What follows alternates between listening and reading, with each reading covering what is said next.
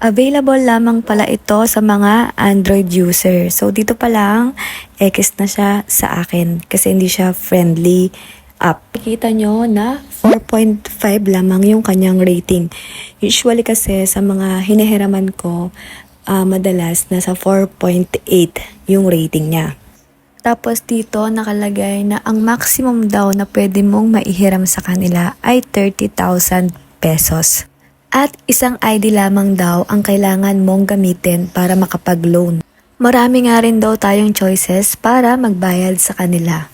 Next is yung kanilang user data policy. So, kailangan nyo lang basahin yan at pindutin yung I have read and agree with terms of service and privacy policy. Kanina nakalagay is up to 30,000 daw yung pwedeng maihiram. So dito, nagkaroon sila ng error, naging 20,000 na lang.